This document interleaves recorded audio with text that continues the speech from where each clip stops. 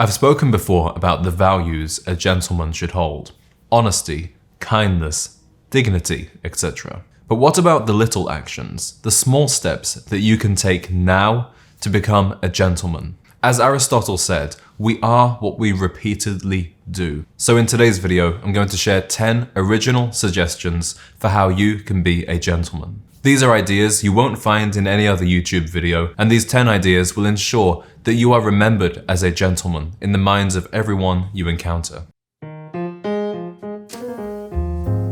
The first thing that only a gentleman does is help a woman with her seatbelt. When you are driving, make sure everyone has their seatbelt on before setting off. If you are in an Uber or taxi, help your girlfriend or an elderly woman, such as your grandma, with her seatbelt before fastening your own. Seatbelts can be tricky, especially for elderly people, so it's both a practical help and a nice gesture. I decided to include this on my list because a previous girlfriend told me how much she always appreciated the way I helped her with her seatbelt. She said it was something no man had ever done for her before, which is exactly what you want to hear. Another rare yet appreciated gesture that you can make is to send handwritten notes and letters. Because everyone uses text, email, and instant messaging these days, a handwritten letter is by far the best way to show someone how much your words truly mean. If you have a good fountain pen with a signature ink and nice stationery, that's even better, but it's really not necessary.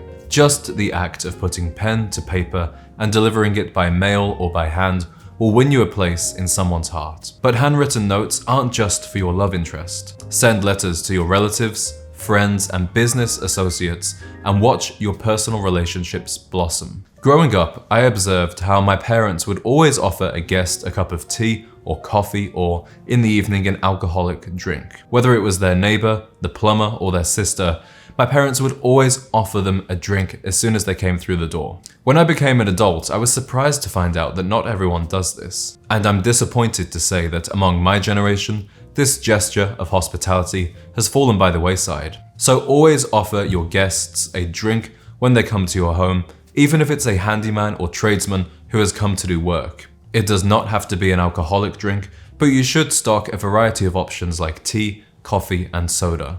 Only having water to offer is not good hospitality. We all know it's polite to give a gift when it's someone's birthday or we're attending an event at their home. One way you can stand out as a gentleman is by purchasing a gift that relates to a specific niche interest they told you about. This gift will not only be more valuable to them than the regular box of chocolates or bottle of wine, but it will send an important message. The important message is that you listened to them. The important message is that you care about their life and their unique hobbies and interests. That message is just as generous a gift as anything you can buy at a store. And just because you're buying a specialist gift, it doesn't mean it has to be expensive. For example, I spoke about handwritten letters earlier. Well, if you're buying a gift for someone who uses a fountain pen, you could get them a small bottle of a special ink. The next little thing that only a gentleman does is he dresses well and maintains a high standard of grooming every day. These days, many people exist in a slovenly state of sweatpants until they have a reason to put on proper clothes and groom themselves. However, a gentleman holds himself to a much higher standard. That doesn't have to mean dressing formally or having an extensive grooming routine, but whatever you're doing that day, wear something that makes you feel confident and good about yourself. Even at home by yourself, you should dress in a way that would cause you no embarrassment if you were to have an unexpected visitor. If you need help creating your style and dressing well, you can book a style consultation with me for free using the link in the description. When's the last time you saw a man pull out one of these? It's a rare yet distinguished mark of a gentleman to carry a handkerchief. That's because the handkerchief is used to help others. You can use it to mop up a spillage or lend it to a lady who is upset. On a hot day, you can mop your brow, but please never ever blow your nose into your handkerchief. Tissues were invented for a reason. You likely won't have to use your handkerchief very often, but when a woman bursts into tears or a spilled drink threatens to derail an evening, you'll be glad you had it. And the person whom you helped will remember you as their knight in shining armor.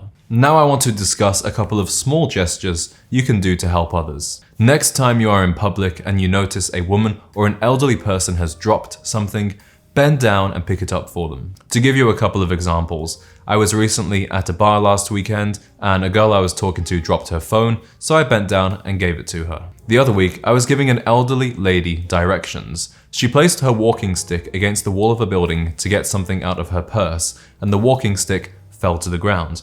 Obviously, I bent down to retrieve it. I do not pick up objects for young, healthy men unless they haven't noticed that they dropped them. In that case, it's perfectly fine to say, "Excuse me, sir, I think you dropped this," and hand it to them. Another small way you can be a gentleman is to carry something heavy. A perfect example of this is carrying a woman's suitcase up or down the stairs of a subway station. I previously had a neighbor who lived in the top floor apartment above me. The first time I saw him, he had a huge haul of groceries he was unloading from his car. I helped him carry them inside. He gave me 2 bottles of wine as a thank you. So we exchanged numbers and he knew he could always call me if he needed help with something. So as you can see, there's a very gentlemanly reason why you should go to the gym. Digital communication is an important skill for a modern gentleman. One advantage of texting, email, or instant messaging is that we have time to consider our responses before hitting send. Take this opportunity to cool down when you are in a craze of anger, sadness, or irritability. What you say via text could be there forever if the recipient chooses to reflect on it, and it could therefore be even more impactful than the spoken word. So next time you're in a heated conversation, put the phone down for a few minutes and take a few moments to relax before sending that message. Or type out your response and read it over for a few minutes before hitting send. Another little thing a gentleman does is he brings people together. To be a social connector who enables new friendships is one of the greatest joys in life. While this might not sound like a small task, it's actually a habit you can practice every day. Met a new friend who just moved to town? Invite them to your social events so they can meet new people. At a party and meet 2 separate people who both share a love for golf?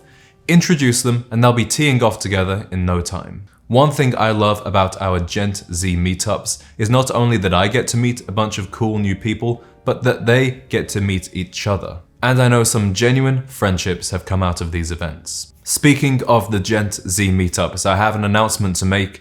It's time for our first ever meetup in London, England.